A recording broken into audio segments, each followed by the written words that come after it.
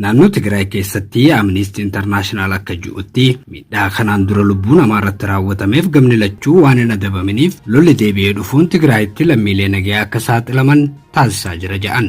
Amnesty International abdiin sun gonkumaa hin dhugoomne jechuun falma. Dhiittaa dhaabbilee mirga namummaa idil-addunyaa fi biyya keessaatiin galmaan qorachuu mannaa tattaaffiin itti gaafatamummaa walirraa hin cinneen ni hiikama jedhan. Aangoon qorannoo idil-addunyaa akka xumuramu kan hayyamameef mootummaan Itoophiyaa adeemsa haqaa kan ce'umsa irratti yaada dhiise. Himannaan yakka waraanaa fi yakka dhala namaa irratti raawwatamee baay'inaan osoo hin qoratamin hin adabamin hafee jira jechuunis gabaase. Har'a waliigalteen kun erga mallattaa'ee waggaa 4 hin guunne lolli Tigraayittis deddeebi'aa jiraachuu hima.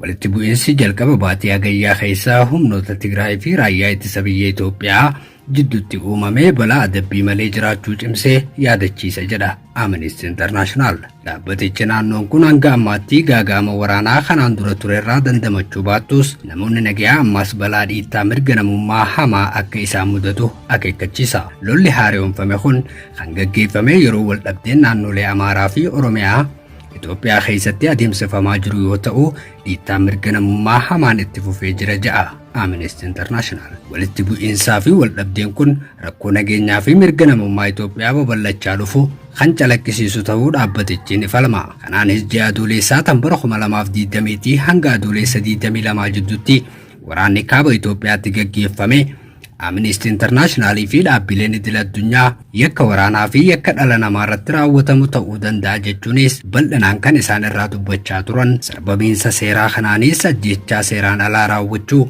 jeequmsa saalaa, humnaan buqqaasuu fi gargaarsa namummaa dhorkuu kan dabalatudha jechuunis himee jira.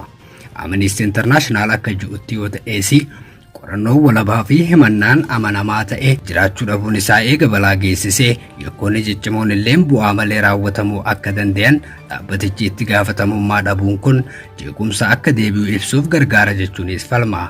Dhaabbatichi ji'oota dabran keessaa haalli Tigraay keessaa hammaachaa dhufuu akeeka. Walabummaan miidiyaalee Itoophiyaattis daangeffamaa ta'uu fi duula humnaan ramaduu fi namoota kumaatamaan lakkaawwaman miidhuu bilisummaa sochii irratti daangaa cimaa kaa'uu akka ragaatti kaasuudhaan haalli mirga namummaa osoo lola marsaadhumaa hin jalqabin illee hammaachaa akka ture ragaa baha. Deebii kanaaf Amnesty International aangawoonni federaalaa Itoophiyaa fi aangawoonni Tigraay seera namummaa idil-addunyaallee akka eeggatan akkasumas namoota nagayaa akka eegan hordoftoonni mirga namummaa dhaabbileen gargaarsa namummaa fi miidiyaaleen walabaa ta'an naannolee miidhaan irra gahe akka harkatanii fi akka hayyaman waamicha dhiyeessee jira. Amnesty International balaan haareen Tigraay mudate wal dhabdeen hidhannoo qofa deebi'uu osoo hin taane hanqinni yoo hafee fi adabbii malee yoo hafee miidhaa wal fakkaataa yeroo waraanaa darbe sana keessatti kan galmaa'e irra deebi'amuu akka danda'u ta'uu isaatis ifoomsee jira jechuun Aljazeeraan gabaase.